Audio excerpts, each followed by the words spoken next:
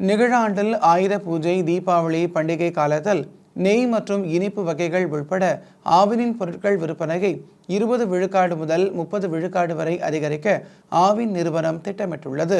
தமிழக மக்களுக்கு பால் மற்றும் பால் பொருட்கள் விற்பனை செய்யும் பணியில் ஆவில் நிறுவனம் ஈடுபட்டு வருகிறது. இந்த நிறுவனத்தின் வாயிலாக தினசரி சுமார் 34 லட்சம் லிட்டர்களுக்கு மேல் பால் கொள்முதல் செய்யப்படுகிறது. இப்பாலை பதப்படுத்தி ஆரஞ்சு, பச்சை, நீலம், ஊதா நிற பாக்கெட்டுகளில் அடைத்து அவை விற்பனை செய்யப்பட்டு வருகின்றன. இது தவிர பால் உப பொருட்களான வெண்ணெய், நெய், தயிர், பால்கோவா உள்பட 200க்கும் மேற்பட்ட பொருட்களை தமிழகம் முழுவதும் உள்ள 27 ஒன்றியங்கள் வாயிலாக தயாரித்து ஆவின் பாலகங்கள் மற்றும் சில்லறை விற்பனையாளர்கள் மூலம் விற்பனை செய்யப்படுகின்றன. இதற்கிடையே நிகழாண்டில் ஆயுத பூஜை மற்றும் தீபாவளி பண்டிகை காலத்தில் சிறப்பு இனிப்பு வகைகள், கார வகைகள் விற்பனையை அதிகரிக்க திட்டமிடப்பட்டுள்ளது.